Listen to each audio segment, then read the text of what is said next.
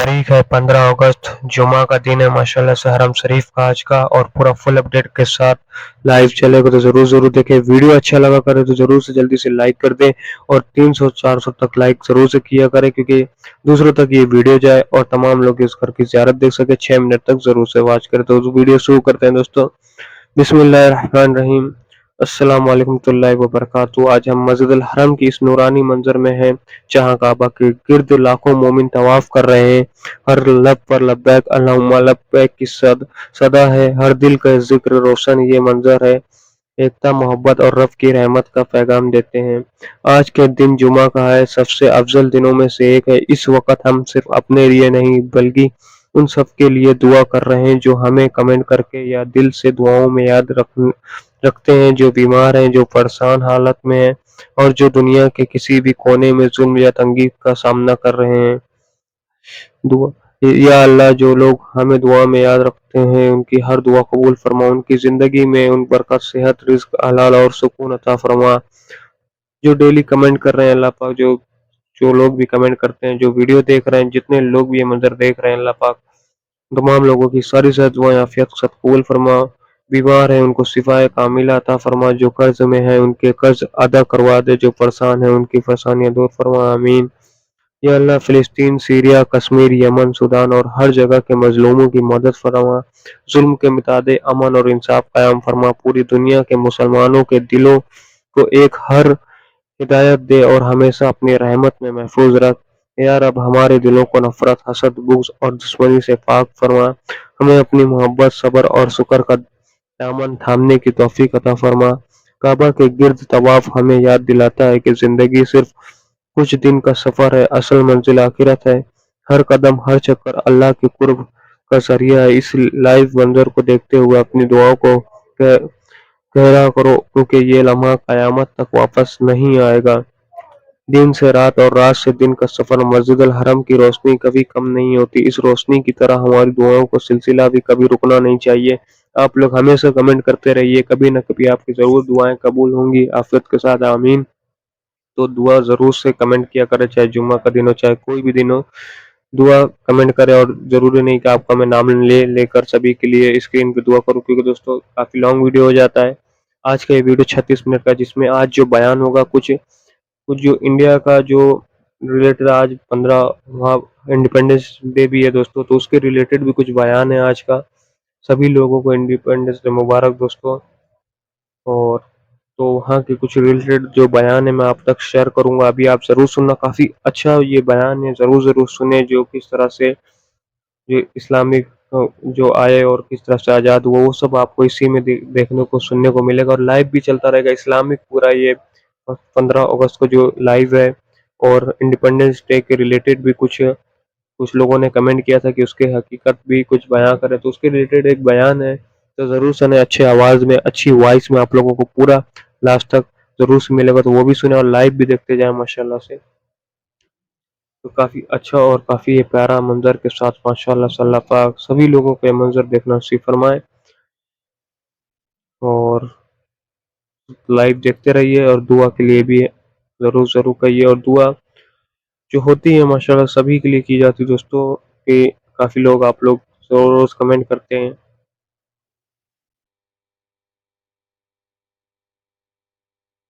माशाल्लाह, सुभान अल्लाह, अल्लाहू अकबर, क्या प्यारा सा नज़ारा है। हर तरफ को सफ़ा मरवा साइड भी लेके चलेंगे, और वहाँ का भी लोग पूरा जो सफ़ा मरवा साइड का जो लाइव है दोस्तों, हर तरफ का लाइव होगा। कुछ ग्रुप भी आपको देखने को मिलेंगे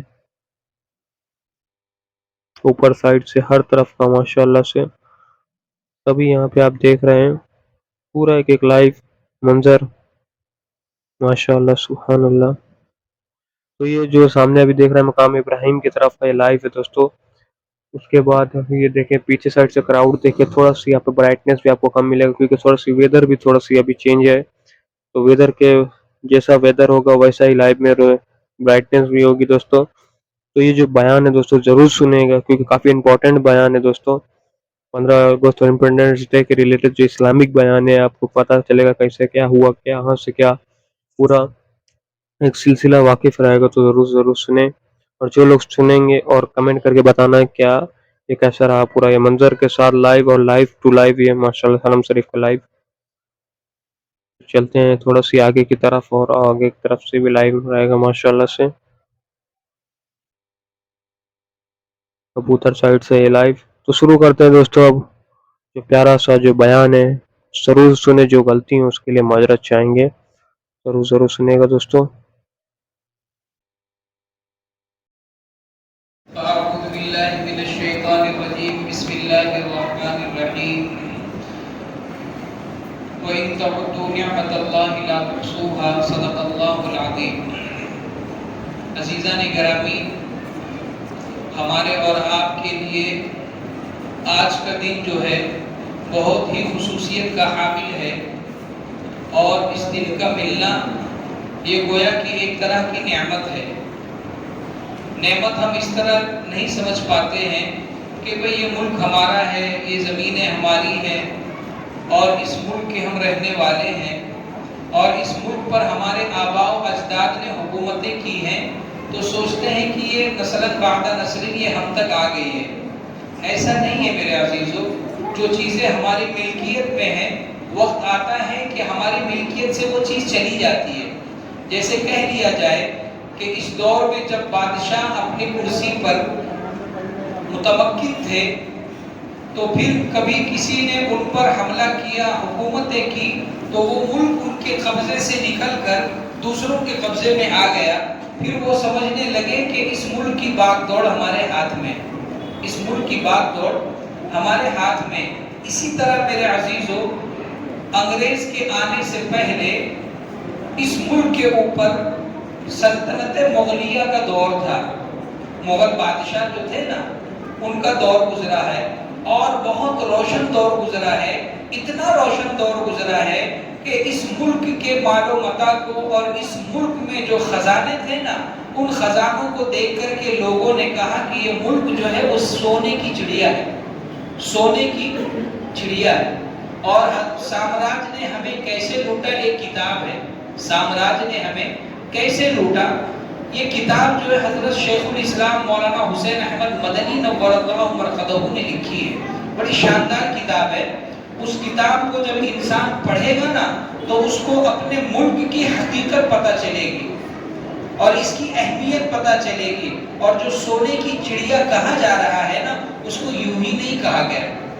حضرت نے لکھا ہے کہ عالمگیر رحمت اللہ علیہ کے زمانے میں اور شاہ جہاں رحمت اللہ علیہ کے زمانے میں جو ان کے باپ ہیں، ان لوگوں نے اس ملک کے مال کو جاننا چاہا تھا کہ کتنا مال ہے، کتنا مال ہے.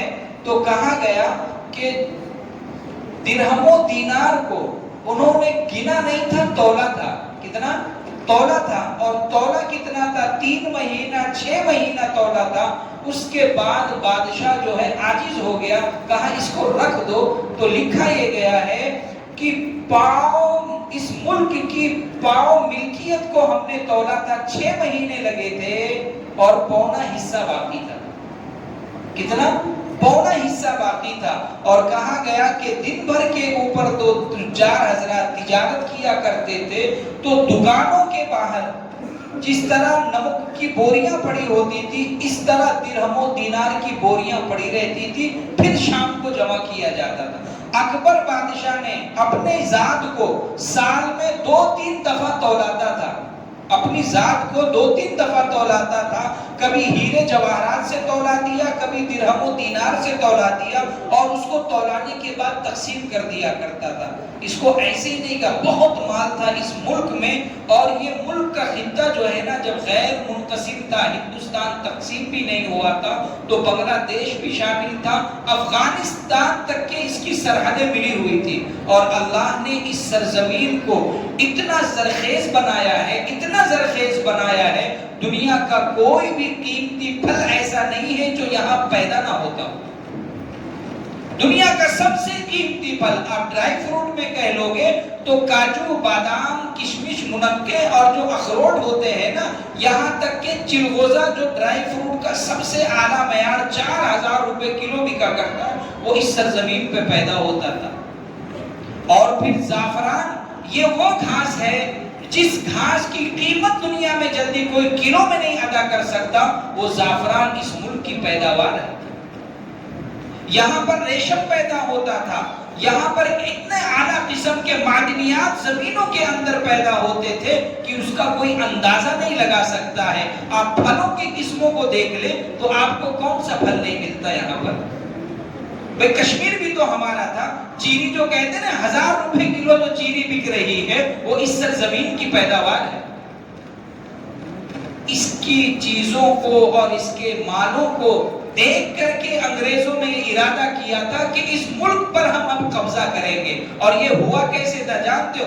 یہاں کے بارے میں بتاتے ہیں کہ یہاں جو ریشم پیدا ہوتا تھا، اس ریشم سے بنے ہوئے ڈوروں سے جو چادریں تھی نا، چادر بنتی تھی، اس کے ملائم اور اس کے سافٹ پن کا عالم یہ تھا کہ ایک اپنی انگوٹھی کے اندر ایک چادر کے سرے کو ڈالا جاتا تھا، دوسرے سرے سے کھینچ لیا جاتا تھا۔ اتنی بڑی چادر اور اس کے ملائمی کا یہ عالم ہے کہ ایک رنگ سے باہر ہو جاتی تھی۔ اللہ نے یہ صنائی اور یہ فنکاری لوگوں کو دے رکھی تھی، لیکن جب انگریز یہاں آیا ہے نا، اس کے آنے کی جو داستان لکھی گئی ہے بڑی عجیب و غریب ہے۔ 1409 میں آیا انگریز۔ کب آیا؟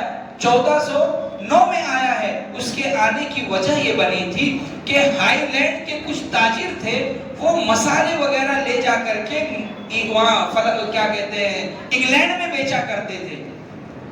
تو ان لوگوں نے جو مسالے ہوتے نا، اس کے اوپر کچھ سیلنگ، کچھ ایسے روپیہ ہوتا تھا، انہوں نے اس کو بڑھا دیا تھا، کچھ پاؤنڈ کا حصہ بڑھایا تھا۔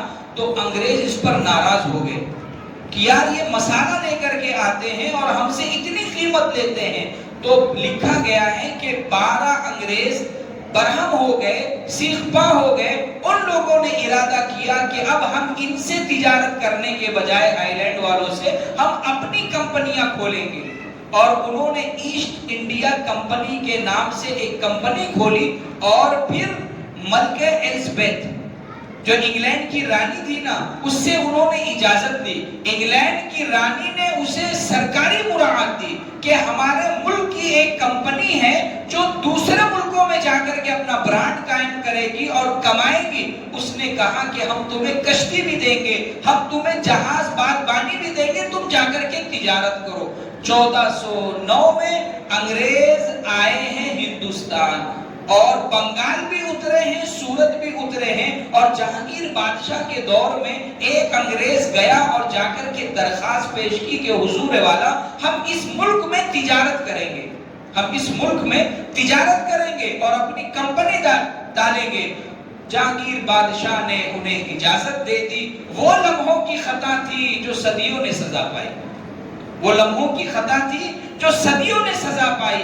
وہ اس نے اجازت دے دی۔ سورت کے اندر کوٹھی بنائی گئی، بھروچ کے اندر کوٹھی بنائی گئی، انگریزوں نے بنوائی۔ اس کے بعد جب انہوں نے دورہ کیا اس ملک کا، کہ دیکھا کہ بھئی اس سرزمین پر اتنا مال ہے، اتنی دولت ہے، اتنی فراوانی ہے، اور اس سرزمین کی اتنی سرسبز و شادابی ہے اور اتنی زرخیزی ہے کہ کیا یہاں نہیں پیدا ہوتا۔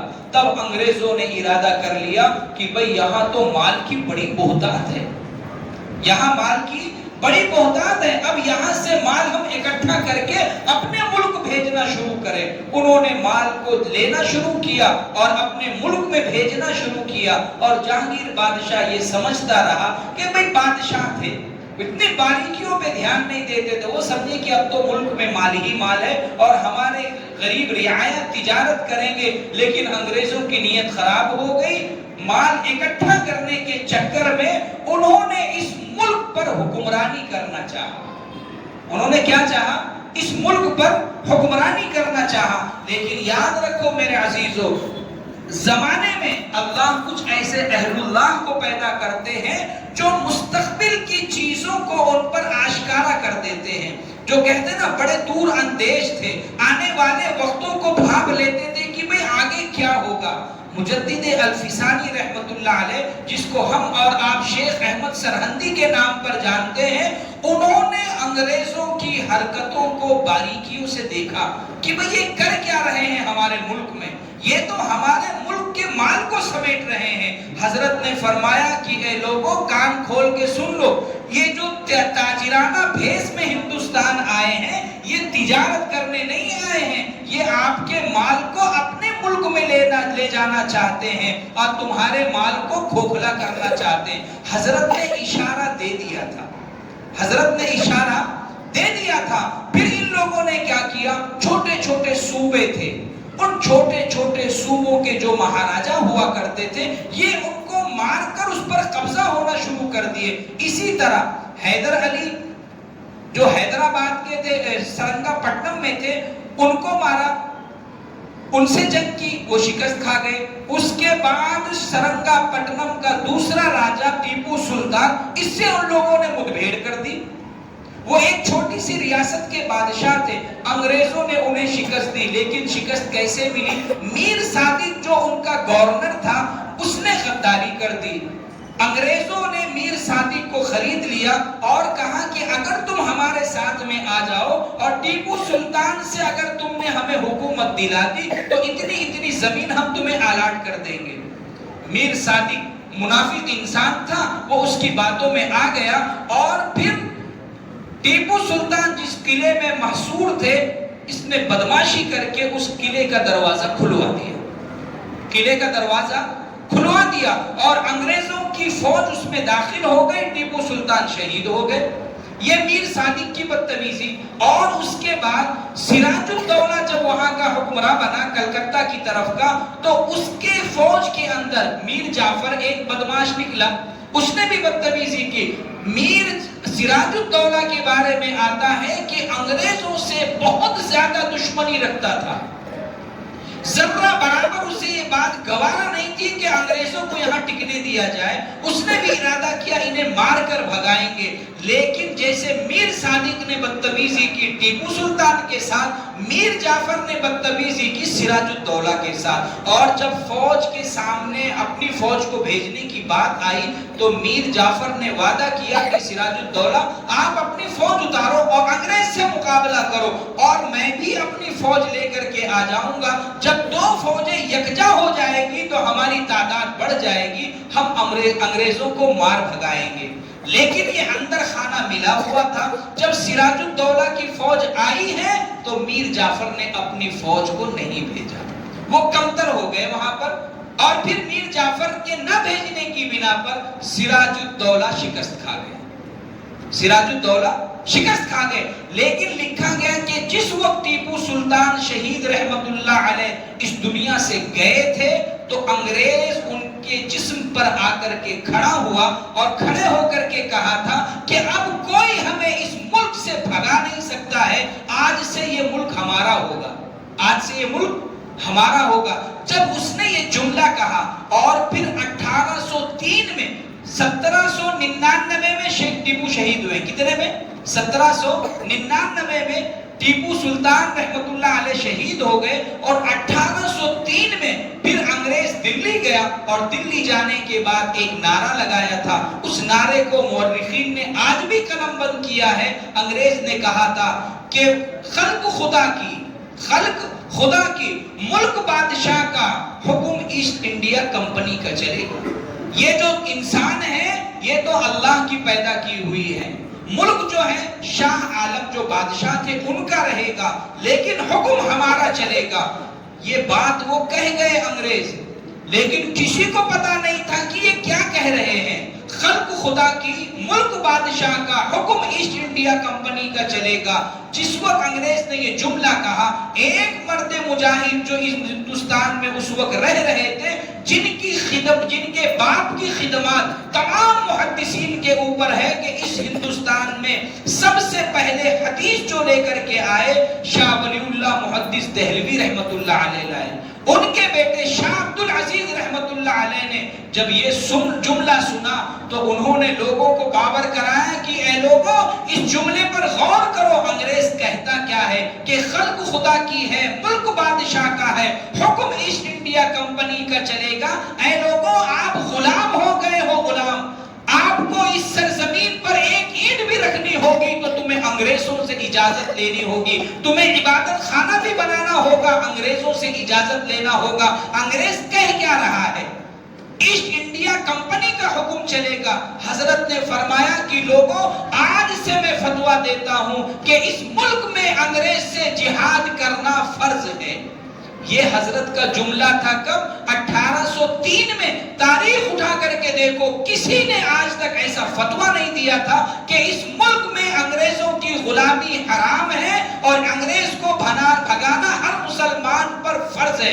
حضرت کا یہ جملہ تھا، اور یہ فرائض کی جو سلسلے میں حضرت نے اعلان کیا تھا، ان کو کم سزا نہیں دی گئی ہے۔ تاریخ اٹھا کر کے دیکھو، حضرت شاہ عبد العزیز محدث دہلوی رحمت اللہ علیہ نے جب یہ جملہ کہا، انگریز نے جس مدرسے میں حضرت رہا کرتے تھے اس مدرسے کے اوپر بلڈوزر چلوایا، چھپکلیوں کی یہ کیا کہتے ہیں چربیوں کو جمع کر کے حضرت کے جسم پر ملوایا تھا۔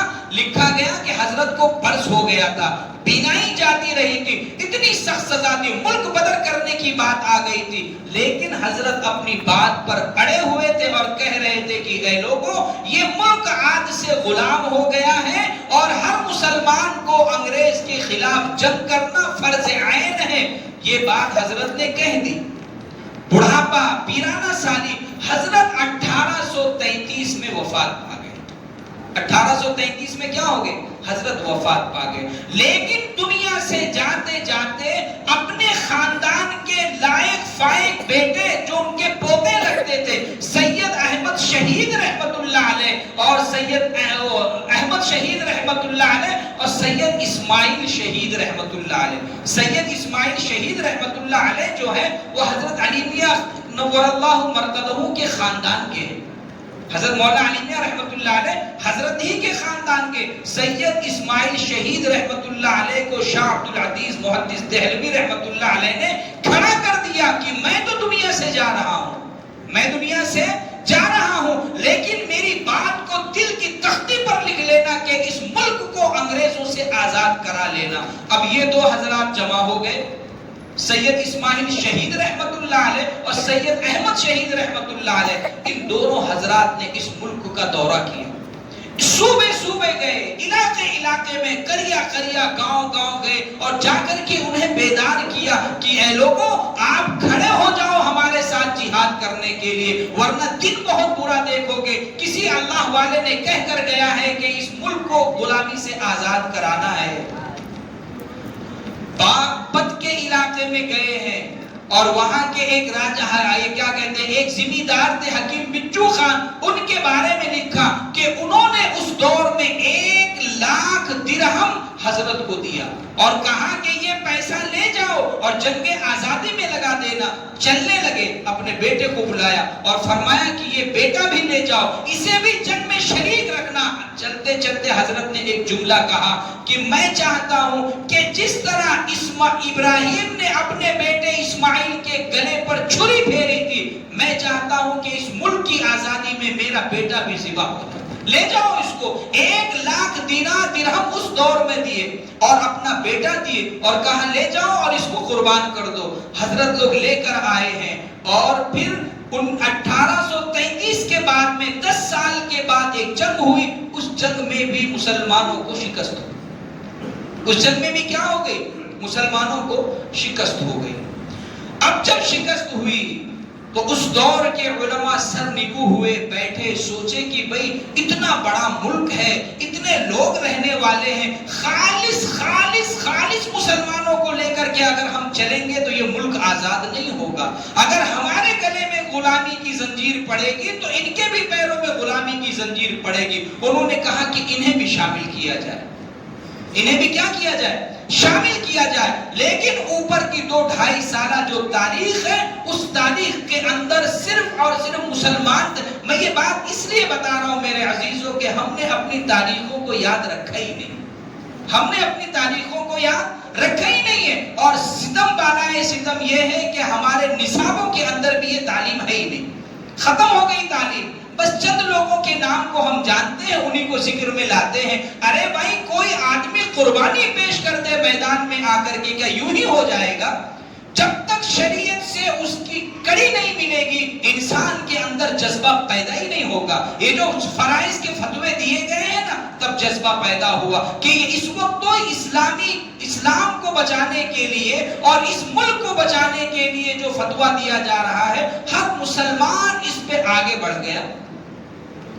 اب یہ جب دو حضرات نکلے ہیں اور جب شکست کھائے ہیں برادران وطن کو شامل کیے تو اس 1857 کے بعد 1857 کے بعد سب سے بڑی جنگ ہوئی.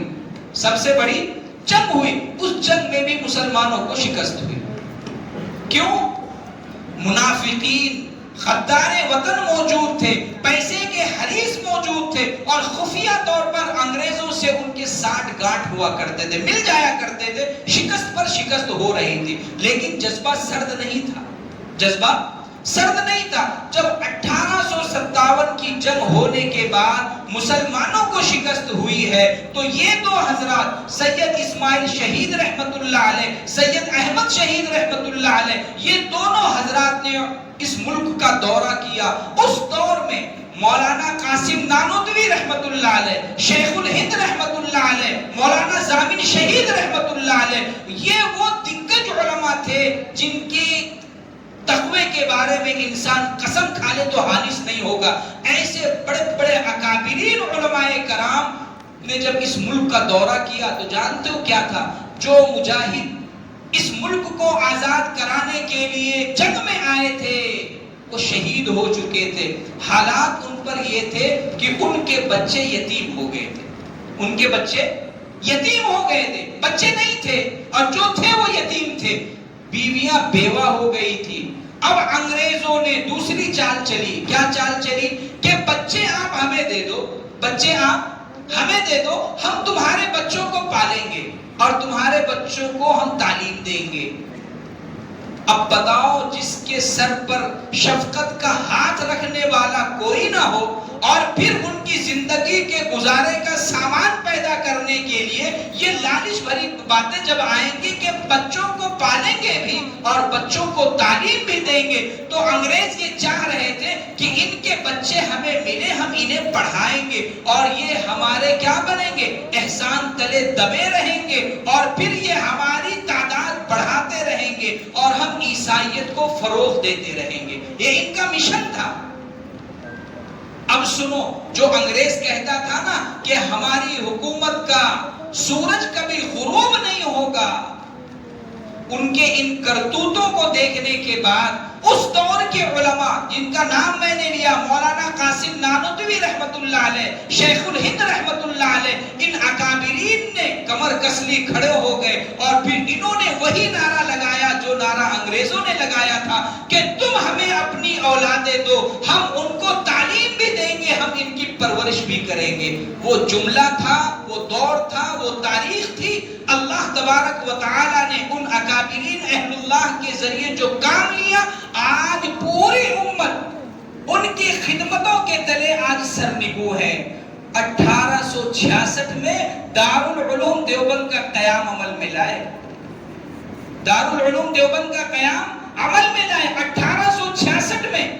وہی بات تھی کہ تم ہمیں اپنی اولادیں دو, ہم انہیں تمہیں تعلیم دیں گے اور تمہاری تربیت بھی کریں گے, تمہاری پرورش بھی کریں گے. جب مدرسے کا قیام عمل میں آیا تو پھر لوگ ہنسنے لگے کہ ارے بھائی انگریز کھلاتے تو ان کی حکومت ہے, ان کے پاس دولت ہے, یہ مولوی بوریا نشین کہاں ان کی اولادوں کو پالیں گے. اللہ نے ان کی باتوں کے اندر وہ تاثیر رکھے تھے, وہ جذبہ رکھے تھے کہ اس دور میں جو ملک لٹ چکا تھا, بک چکا تھا, قسم پرسی کے عالم میں تھا, اکابرین نے مدرسہ قائم کیا. لوگ کہتے تھے تم مدرسہ چلاؤ گے کیسے؟ حضرت نے فرمایا کہ ہم انسانوں کے خون پسینے سے 1 روپیہ لیں گے اور ادارہ چلے گا. اللہ نے وہ دن دکھایا میرے عزیزوں, جو آج دارالعلوم دیوبند 55 کروڑ کی لاگت سے مدرسہ چل رہا ہے. کتنے کروڑ کی؟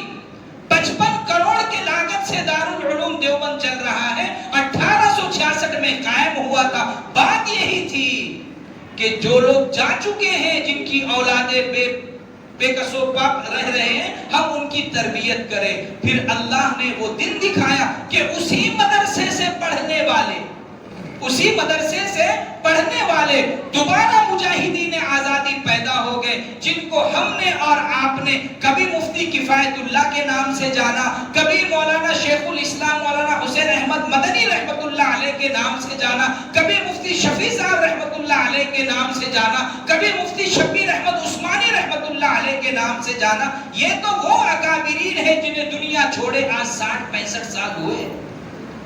ہم جو کہتے ہیں نا کہ مولانا حسین احمد مدنی رحمت اللہ علیہ کتنی قداور شخصیت تھی، شیخ الاسلام ہم نے کہا انہیں، وہ کن کے باپ ہیں جانتے ہو؟ حضرت حسین احمد مدنی رحمت اللہ علیہ کے بیٹے مولانا اسد مدنی رحمت اللہ علیہ جو اپنے ادارے میں آئے ہیں، مولانا ارشد مدنی رحمت اللہ علیہ جو اپنے ادارے۔ تو ماشاءاللہ سے یہ کچھ ڈے سے لے کے نائٹ تک کا یہ ویو، یہاں پہ کچھ یہ کلپ بعد میں ایڈ ہوا دوستوں، نیٹ ورک کے ایشو کے چلتے، جو امام صاحب کا یہ ویو ہے ماشاءاللہ سے زوم کر کے دکھا رہا ہوں آپ لوگوں کو،